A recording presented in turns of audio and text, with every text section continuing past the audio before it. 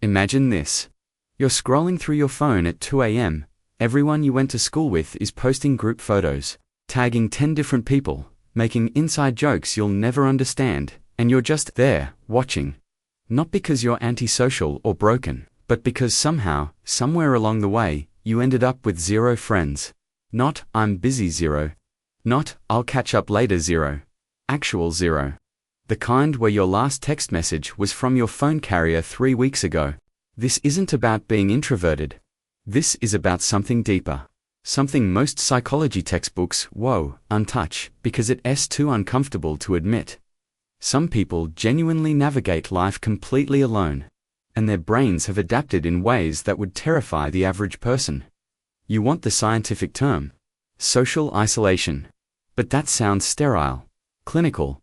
What it actually feels like is living in a parallel dimension where everyone else got the manual on how to be human, and you're just improvising. Badly. Here's the mechanism your brain doesn't want you to know about. Humans evolved as pack animals.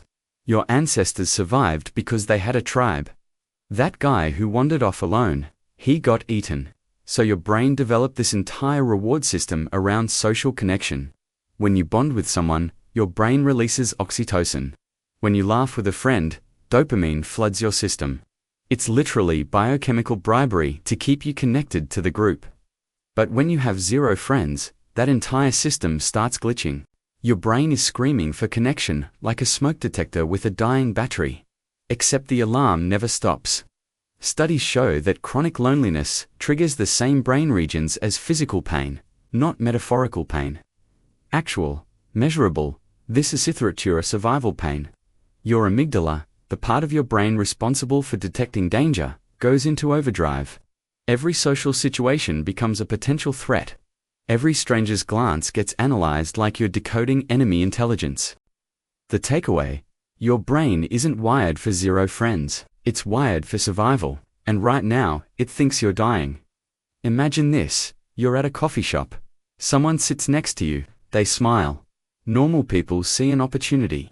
You see a performance you're not prepared for. What do you say? How long should you maintain eye contact? Are they actually friendly, or just being polite?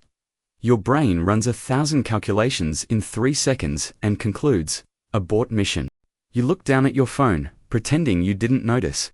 They order their drink and leave. You breathe out. Another interaction avoided. Another day alone. This is called the rejection sensitivity spiral, and it's not paranoia. People with 0 friends develop a hypervigilance to social cues that borders on psychic. You can read a room better than anyone because you've spent years as an observer, not a participant. You notice the micro-expressions, the shifts in tone, the exact moment someone's interest fades. You've basically maxed out your perception stat while everyone else was grinding their charisma. Here's the mechanism. Your brain creates what psychologists call a rejection schema, a mental framework that expects rejection before it happens. It's a defense mechanism. If you expect to be rejected, it hurts less when it inevitably comes. But here's the glitch. This schema becomes self-fulfilling. You expect rejection, so you act guarded. People sense that guardedness and pull back. You interpret their pulling back as rejection. Your schema gets reinforced. Loop complete. You've basically installed malware in your own operating system. And the cruelest part? You're probably more socially intelligent than people with dozens of friends.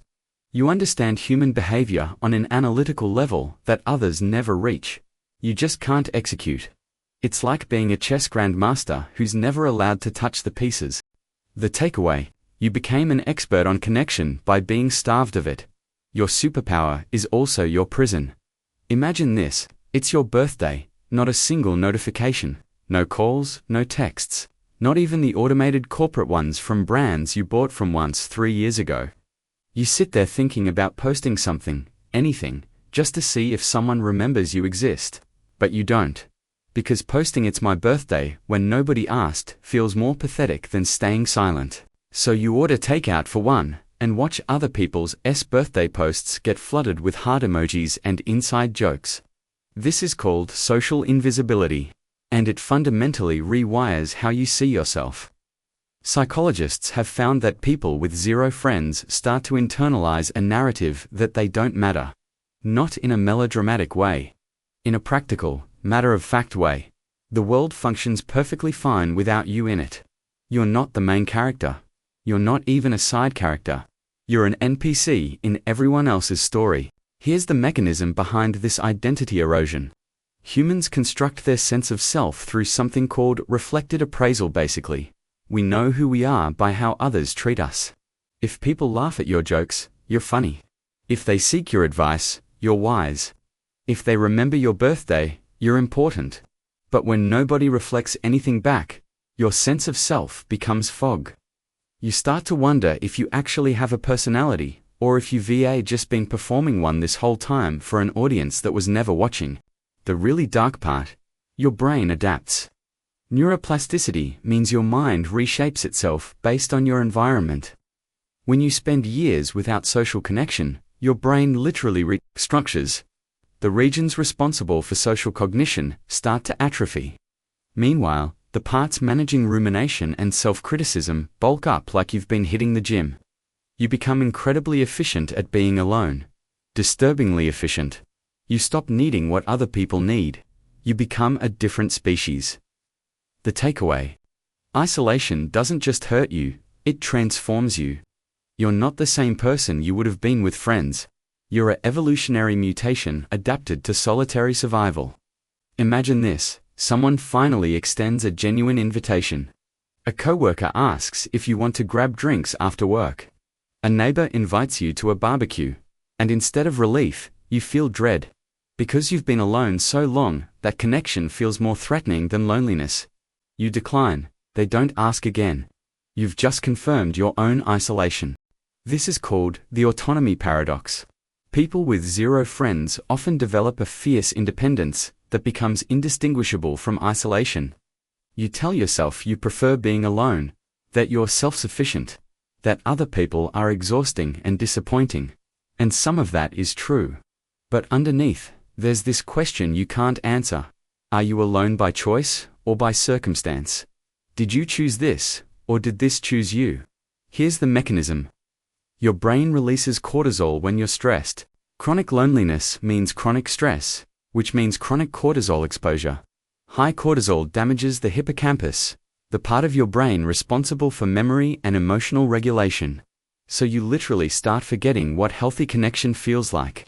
You can't remember the last time someone made you laugh until your stomach hurt. You can't recall what it's like to share a secret with someone who actually cares. Your baseline for normal shifts until isolation becomes comfort and connection becomes chaos. The final takeaway: having zero friends isn't a moral failure. It's not a personality defect. It's a psychological state that feeds itself until breaking the cycle requires more energy than maintaining it. Your brain built walls to protect you from rejection, and now those walls are the only thing you know how to maintain. You're not broken, you're adapted. And adaptation, in its own twisted way, is survival.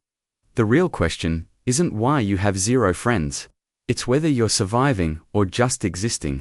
And that's a question nobody can answer for you.